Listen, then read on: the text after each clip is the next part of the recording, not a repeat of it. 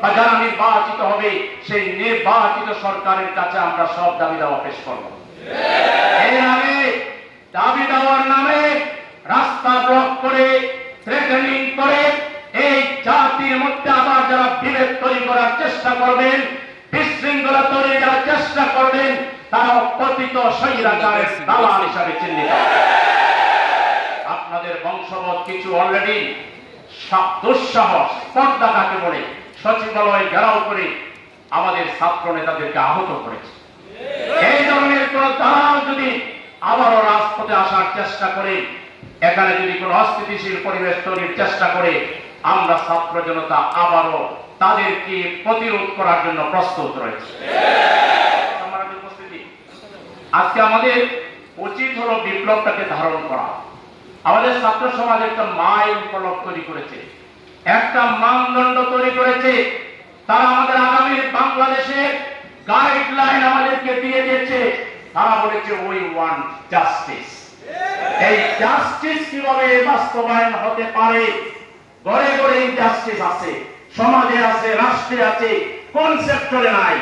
আসুন নির্মাণের জন্য, আগামী দেশকে সুন্দরভাবে গঠন করার জন্য কোন আদর্শ দিয়ে, কোন মানুষ দিয়ে, কোন দল দিয়ে জাস্টিস হতে পারে, এগুলো নির্ধারণে আমরা পারস্পরিক আলোচনা করি।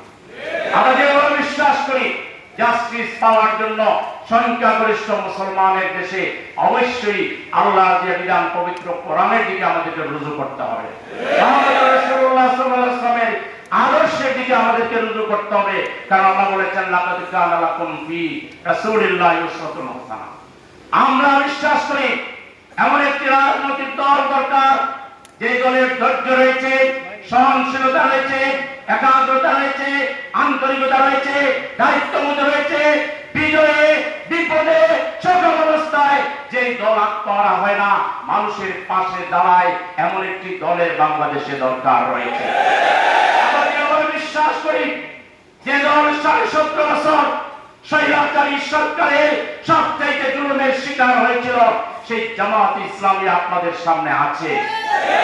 জামাত ইসলামীকে নিয়ে দেশবাসী ভাবতে পারেন, এই যে যখন সরকার পতন হলো, আমরাই তো সবচেয়ে বেশি বিক্ষুব্ধ ছিলাম, আমরাই তো ফাঁসির মঞ্চে গিয়েছি, আমরাই তো বেশি আহত হয়েছি, আমরাই তো বেশি শহীদ হয়েছি, আমাদেরই তো বেশি আহত হয়েছে। আমাদের প্রতিশোধ নেওয়ার কথা ছিল, কিন্তু বলুন বাংলাদেশের একটা জায়গায় একটা ঘটনা দেখাতে পারবেন জামাত শিবির কর্মীরা কোথাও ভাঙচুর করেছে, কোন লুটতরাজ করেছে, কোন চাঁদাবাজি করেছে? জামাত ইসলামী প্রতিকূল পরিবেশে যেমন আদর্শ স্থাপন করেছে, বিজয়ের এই মুহূর্তেও আমরা ধৈর্য ধরে জাতির পাশে আমরা দাঁড়িয়েছি, জাতিকে আশ্বস্ত করেছি। আমাদের প্রিয় দায়িত্বশীল আমাদের আমির জামাত বলেছেন, দেশটা আমাদের 18 কোটি মানুষের, দেশের সম্পদ আমাদের 18 কোটি মানুষের।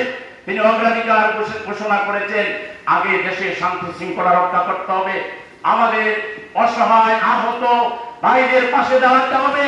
তিনি নিজে ছুটে চলছেন, তার পাশাপাশি আমরাও যাচ্ছি। আমরা শহীদ পরিবারের পাশে দাঁড়িয়েছি, আমরা বন্যার্ত মানুষের পাশে দাঁড়িয়েছি। আজকে সব রাজনৈতিক দল, সুশীল সমাজ, বাংলাদেশের 18 কোটি মানুষের দায়িত্ব হলো আমরা ঐক্যবদ্ধ থাকা। এখনো ষড়যন্ত্র শেষ হয়ে যায়নি।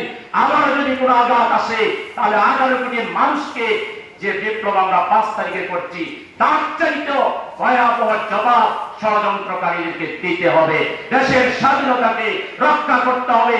স্বাধীনতার জন্য প্রয়োজনে জামাত ইসলামের প্রত্যেকটা নেতা কর্মী শহীদ হওয়ার জন্য প্রস্তুত। সবাইকে সংগ্রামী শুভেচ্ছা জানিয়ে, মোবারকবাদ জানিয়ে আমির জামাত মঞ্চে থাকা অবস্থায় আমি বক্তৃতা দেওয়া বেশিক্ষণ মানে না, সেই জন্য আমার কথা এখানে শেষ করছি।